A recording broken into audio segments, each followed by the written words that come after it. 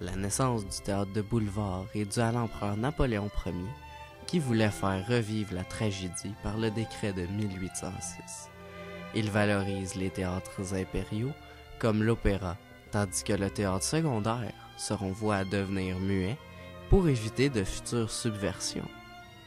Les spectateurs sont intéressés par le théâtre muet et malgré les restrictions, ils vont en grand nombre encourager ces pièces après la fin du régime de Napoléon. Alors que le décret n'est plus en vigueur, les spectateurs vont toujours voir les pièces muettes, à tel point que des tragédies populaires seront reprises et adaptées au théâtre muet, comme Hamlet, qui sera fait en patronyme, ou Othello qui deviendra un ballet. Le vaudeville, comédie facile, écrit par plusieurs auteurs dans le but de plaire au public, fut une part importante de la production théâtrale tout au long du 19e siècle et spécifiquement dans les années 1820 à 1860. Eugène Scribe, 1791 à 1861, fut le premier à écrire des pièces de théâtre industrielles qui vécurent une multiplication à la fin du 19e siècle et au début du 20e. Émile Augier, 1820 à 1889, le gendre de M. Poirier, et Alexandre Dumas, fils, se font défenseurs des valeurs bourgeoises dans des pièces de vaudeville. Le théâtre de boulevard connut une belle époque.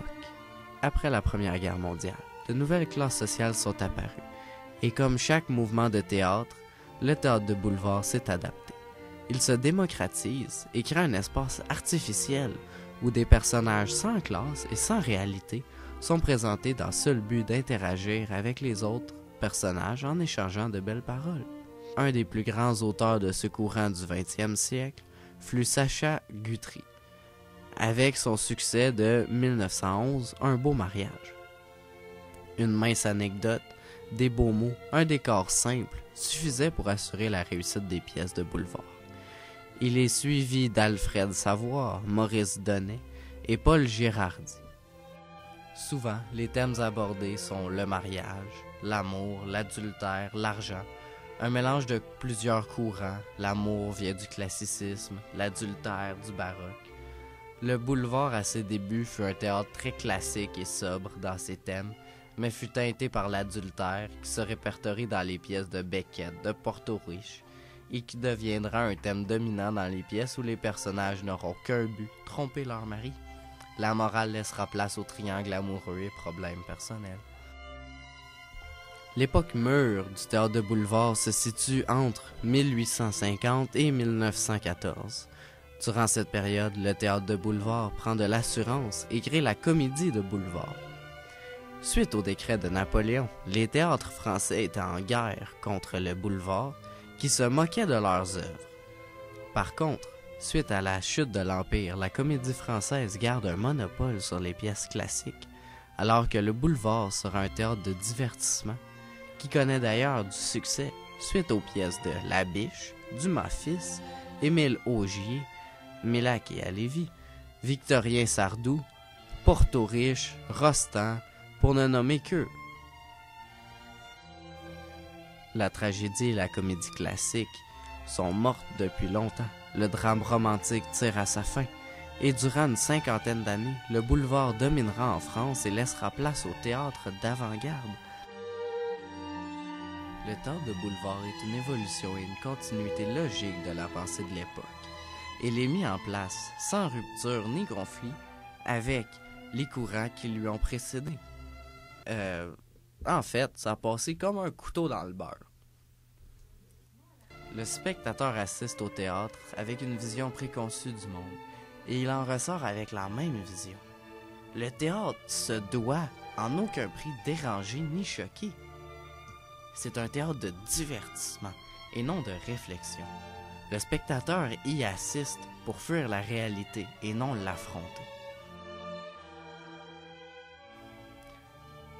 Les gens sont tannés de voir du classicisme, des pièces lourdes et déprimantes. Ils veulent se divertir. Donc, ils vont voir des pièces de boulevard dans les rues ou dans les théâtres secondaires. Suite à la grande vague, le théâtre de boulevard prend de l'importance et se retrouve dans la culture populaire. C'est comme un cycle. Plus il y a de gens qui vont quitter le classicisme pour aller voir le théâtre de boulevard, eh bien, ça va apporter de nouveaux spectateurs. Et ces nouveaux spectateurs-là vont apporter de nouveaux spectateurs. Donc, les théâtres classiques vont se vider, tandis que les théâtres de boulevard et les théâtres secondaires vont se remplir.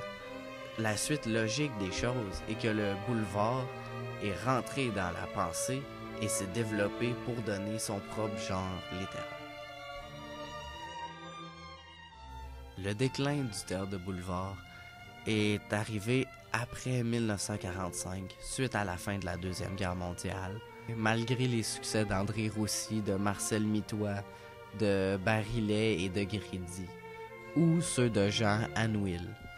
Le boulevard repasse les mêmes vieilles recettes et maintient un conservationnisme qui date de 1914.